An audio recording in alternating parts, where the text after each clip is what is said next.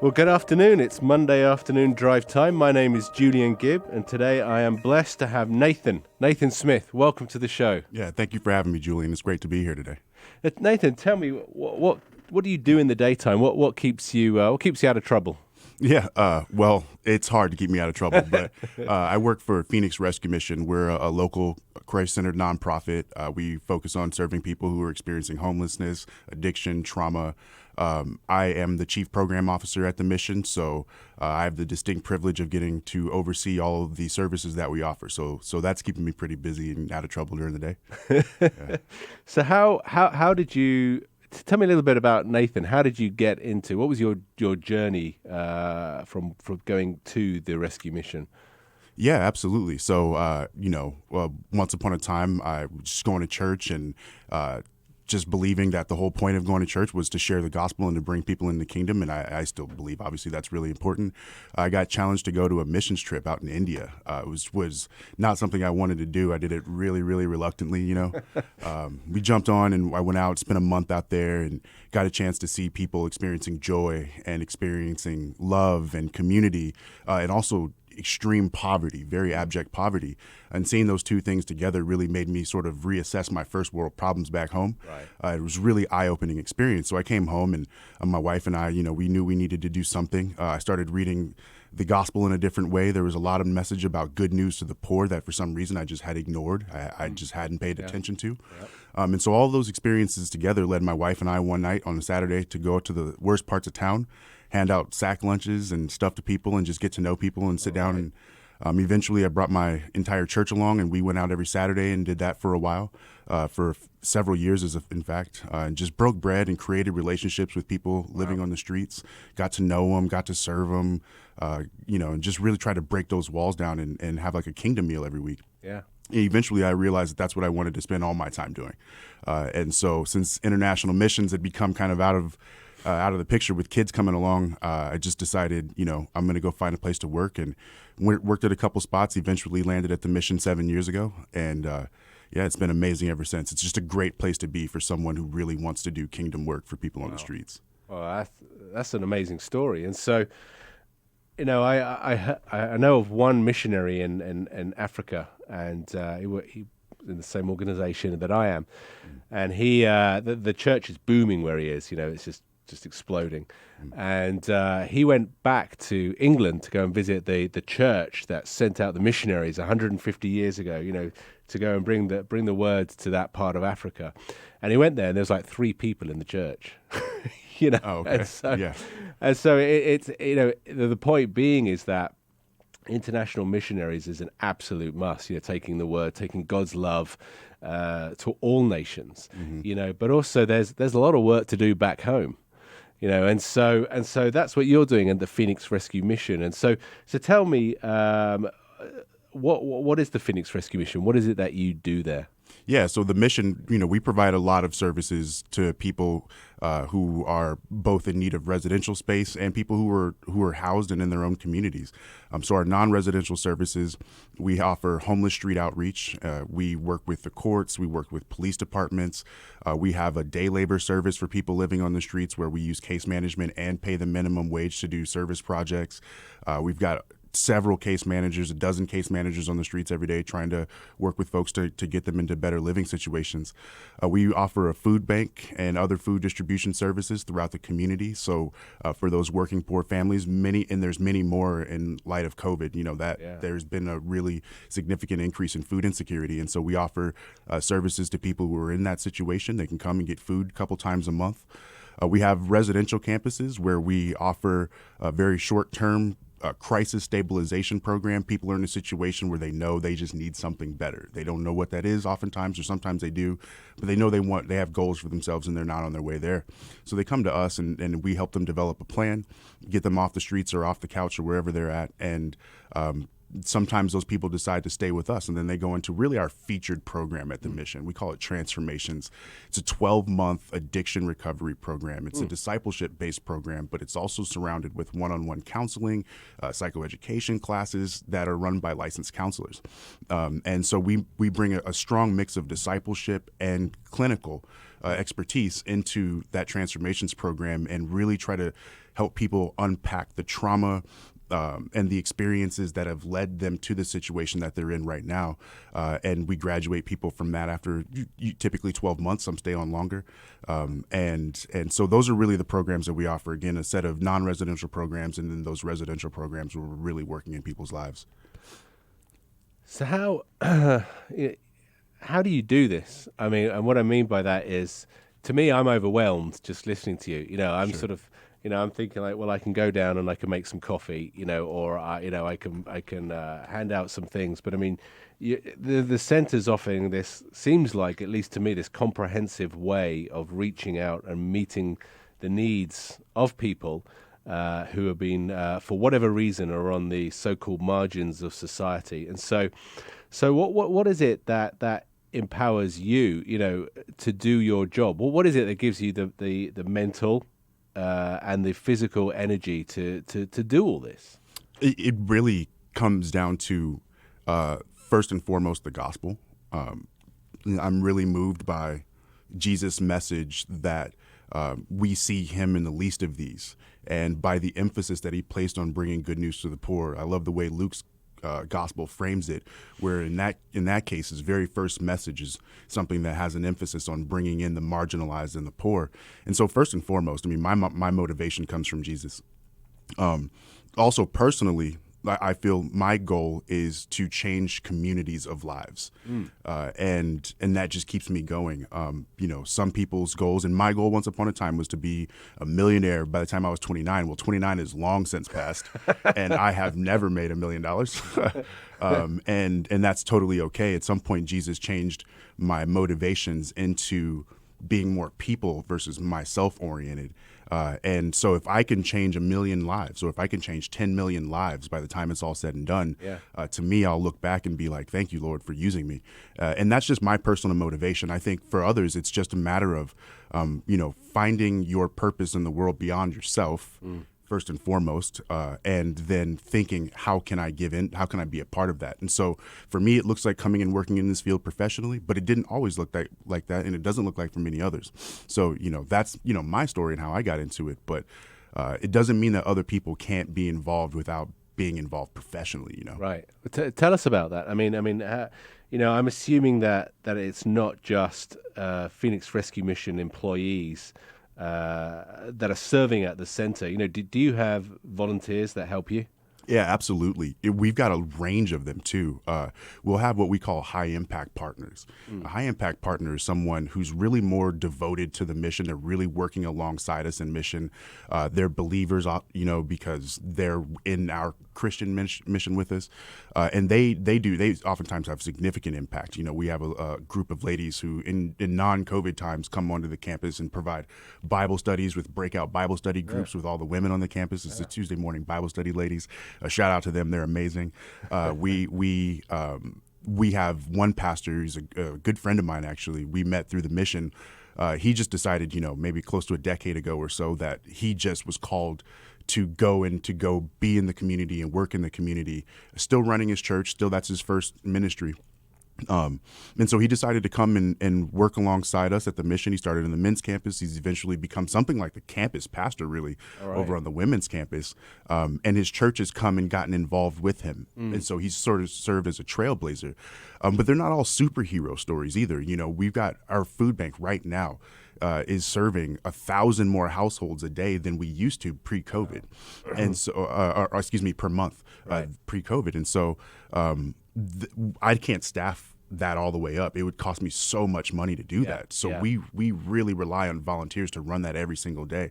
I don't know all of their names because there's so many of them, and every single one of them is critically important to us getting this food out to food insecure households. So whether it's a superstar who's trailblazing and bringing his entire church community in, or it's just an individual who's coming and maybe doing intake and getting to know someone on the computer, or packing up food baskets and wheeling them out. Yeah. I mean, there's all sorts of ways for people to jump in and have an impact, and that's really just at the mission. That's not looking around at other organizations. Because I want to ask about the ladies and gentlemen that are at your centers. But before I do, when the volunteers arrive, do you see their serving affecting them, changing them? Oh, 100%. I mean, first and foremost, that was my story early on. I come back from a month in India and my life is permanently changed. I went 5 more times, so I did 6 of those 1-month trips, and life never went back the same. And I would come out feeling like I wonder what my lasting impact was, kind of like the missionaries to Europe that you were talking about earlier. It's like, you do question, what is your lasting impact if you're not able to plant the kinds of roots that you want. Thankfully, I worked with an organization that could. But I come back thinking, wow, I am changed, and I am changed permanently. And through working at the mission, I've just seen that so many times. People come in and they're like, this was an amazing feeling. I need to come back and do this more.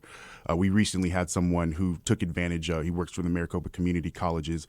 He came in and he was like, this is an amazing experience, and went and shared that experience with other people in the Maricopa Community Colleges. Yeah. People, they feel selfish almost. Like, Right. am I doing this for me? And I think the point is that's when we're really touching God, is when we are finding in selflessness things that feel good. That's what Christ is about, right? Like he's utterly and completely selfless, giving up the throne of heaven and taking on discomforts of human flesh, dying on the most uncomfortable death on a cross, and then being exalted thereafter, right? That sacrificial nature is an expression of who God is in Christ. And so, whether people are believers and they recognize that, or they're not and they're just doing what their creator wills them to do, they're finding that there's an amazing feeling coming out of going and serving others. Wow. And so, tell us a little bit about the center.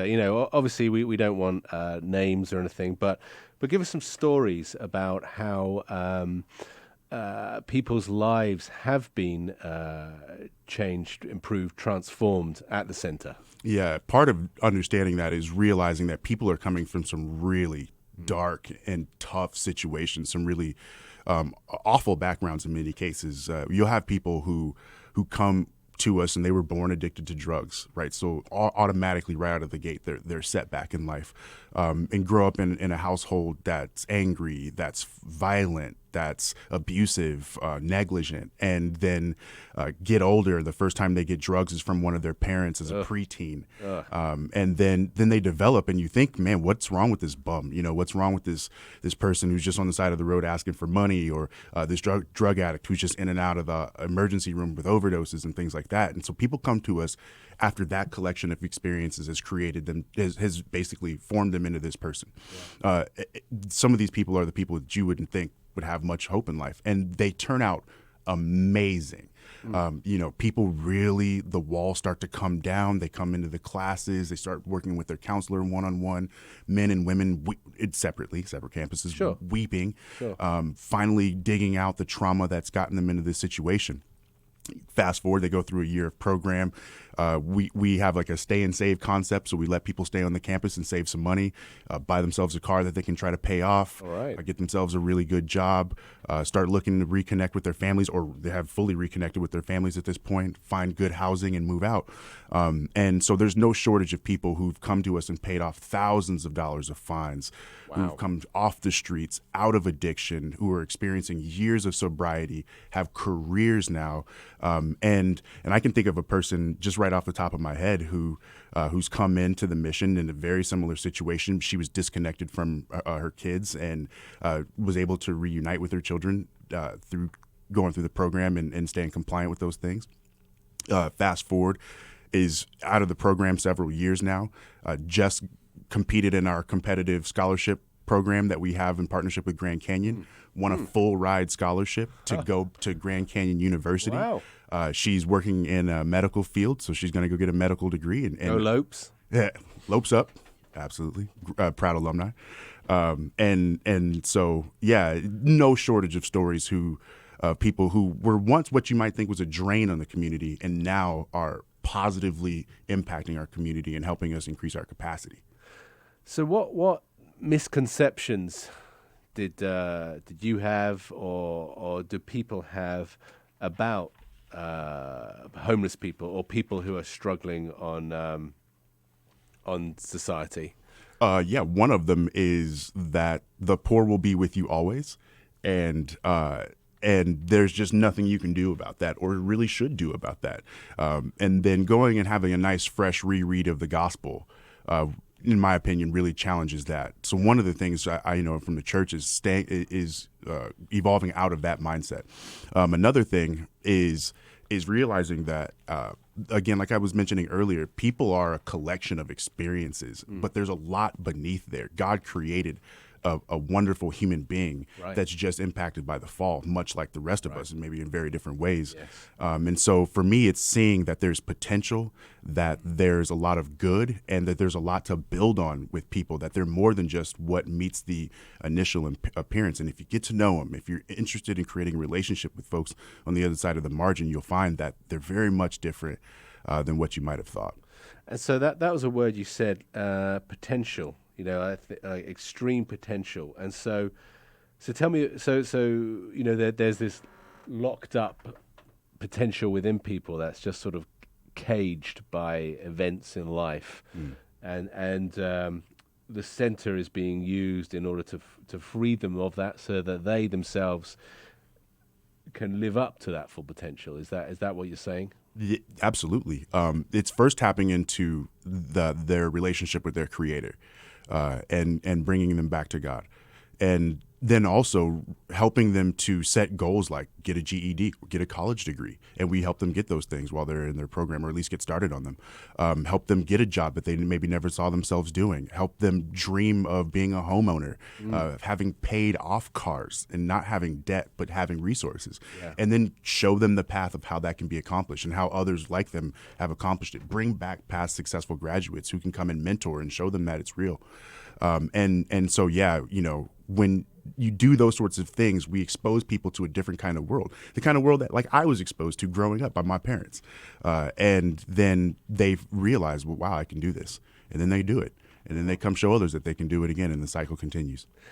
So you're listening to The Kingdom and Its Stories. My name is Julian Gibb, and today we're blessed to have Nathan from the Phoenix Rescue Mission, who is talking about how God is utilizing the center in order to unlock the potential that is within people who others may look on in society and say that there's no potential there, and yet it's been unlocked, and these people have worked their way in order that they may have jobs, be reunited with family as well. So Nathan, I want to continue with this because there's often whether life has put you down, and put obstacles in your way. Often we're told that we don't have the potential to do these things.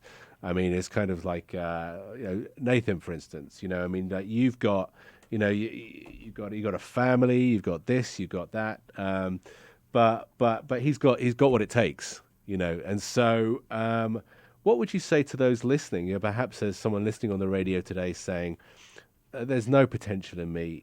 There's no hope for me." What would you say to them? First of all, anyone can feel that way. I come from a pretty decent home and was like a pretty big failure in school growing up, and thought I would never amount to much of anything either. And the only person I think who really was convinced otherwise was my mom, and that turned out to be huge for me. So even in some ways, that's my story. But people who start from a far lower floor, you just have to first and foremost realize that it's true that God created us for a purpose. Each of us have an individual purpose. So then it's just about finding what that purpose is. What are the needs in the society? What are the things that you're passionate about? What are your experiences and your gifts?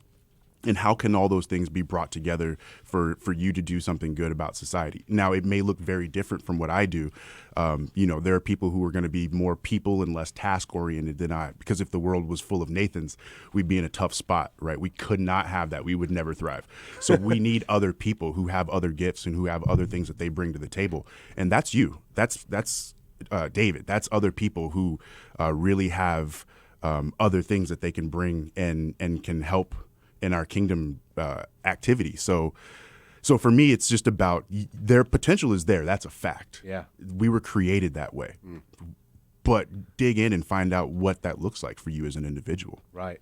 Tell me about yourself in regards to some personal stories about how you have, at the center or outside, how you have been helping people. What? Give me some more stories. These are just setting me on fire. Hearing about people, paying off debts, going to college, being reunited with a family. Give me some more of these personal stories. Oh yeah, again, there's no shortage of them. One of my favorite ones, a couple years ago, it was hot, really, really, really hot in the summertime, and we do this thing called Code Red campaign. We raise about 1 million water bottles, and we take a bunch of the streets. We pass them out to hydration stations. Anyway, there was this guy, I'd encountered him. I was doing some outreach with the police department. He had some warrants and stuff, so they were giving him I wouldn't say a hard time, but they were definitely letting him know that he was towards the end of his legal rope here if he didn't stop trespassing in places where he wasn't allowed to be.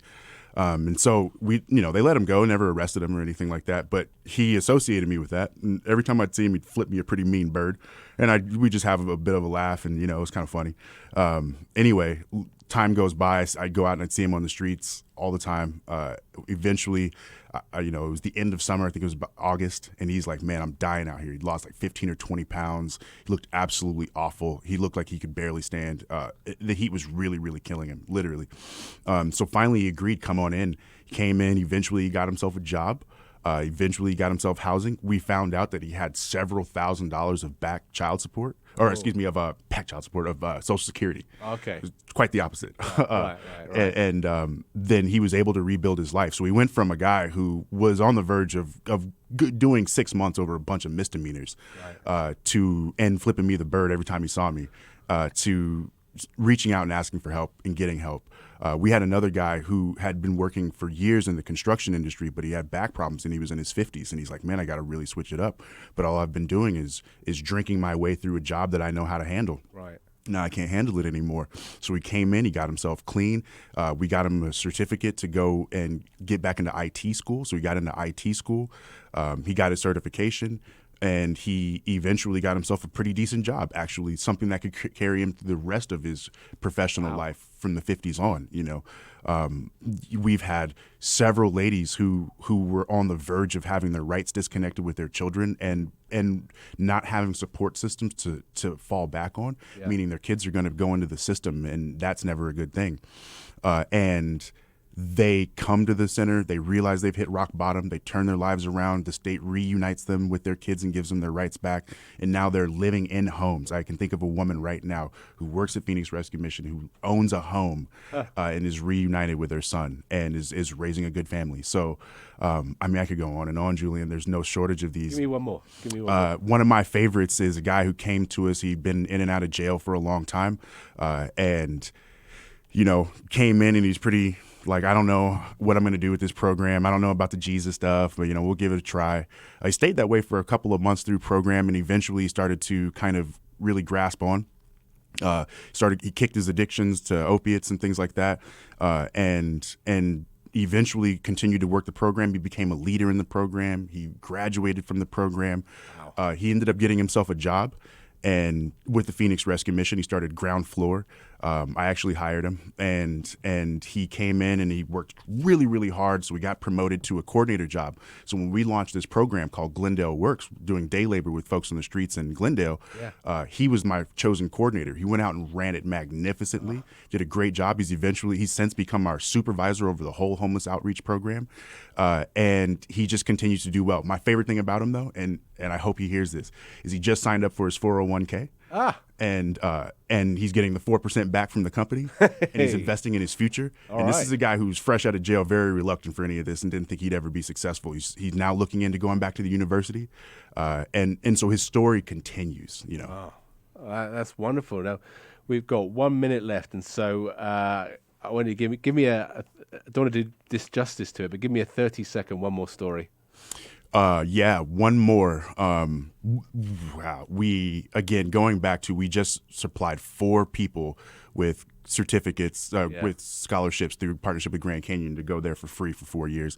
One guy actually won it in 2015. Yeah. Rebuilt his life, got married. He's had 2 beautiful daughters since, and he's worked for the mission. He's also a supervisor, and he's worked his way up. And now he's going there for his master's degree for free also.